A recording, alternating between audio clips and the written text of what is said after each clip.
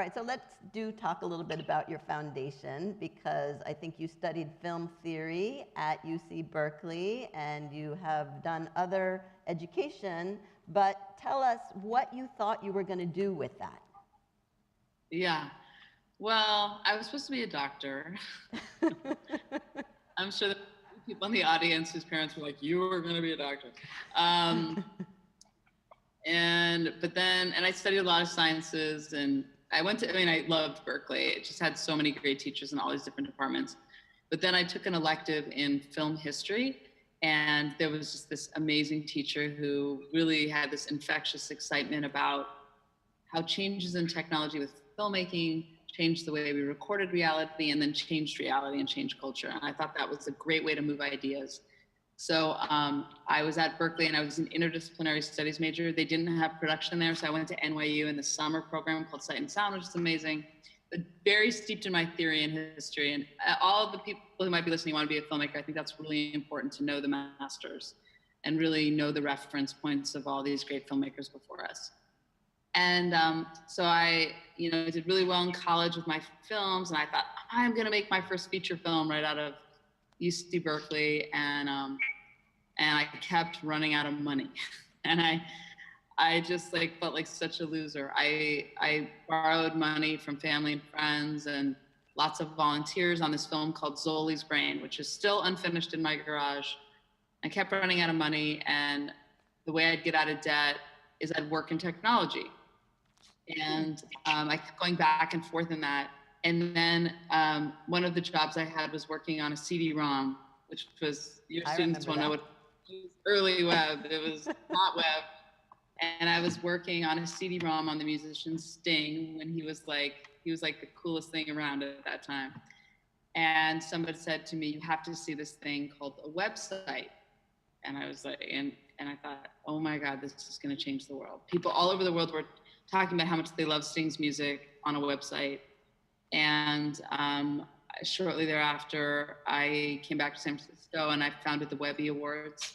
And I was working for the Web magazine, which was almost too early for its time magazine chronicling the web, and started the Webbies. And that just was this amazing career trajectory. And I ran this, it got so big, and I was always making short films for the Webbies.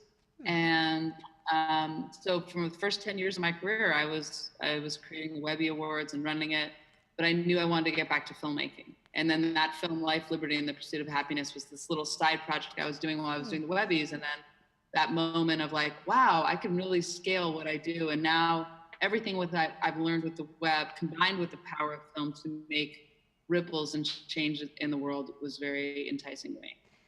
Excellent. And one of your websites is called letitripple.org. I want to put that out there so people can take a look.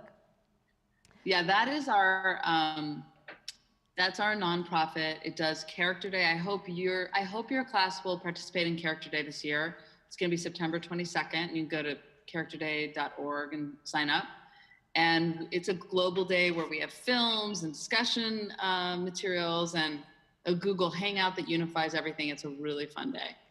Excellent. All right, I want to ask you one more question, and then we can open it up to the students. I know we have a lot of the film students here also, so and then we'll just ask as many questions as we can, and then we'll let you go when you need to go. So, okay, perfect. My last question, because I noticed that your films are very unusual. I'm not a film teacher or student or anything, so yeah, they have their own style.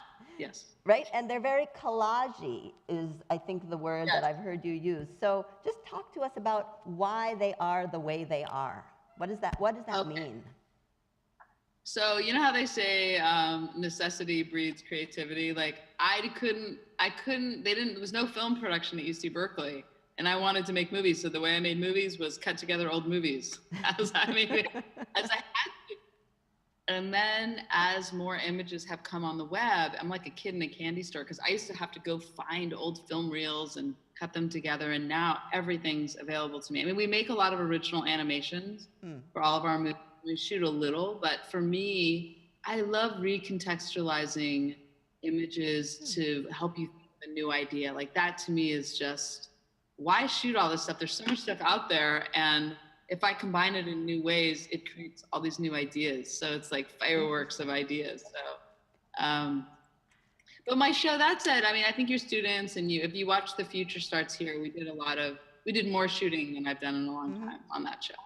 But I love the collage, but it came out of necessity at first and then it became my style and I just love it. I love the freedom of finding things. It's like, I love going to flea markets. It's the same thing. Like, ooh, what am I going to find in history? And then I use a lot of stuff that, you know, if I need a shot, an overhead shot of the Golden Gate Bridge, there's like 40 shots of that. It would cost me like $50,000 to shoot that.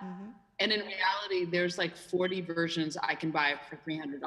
So like, it's a time energy thing. Like I can use one that's already shot. Beautiful.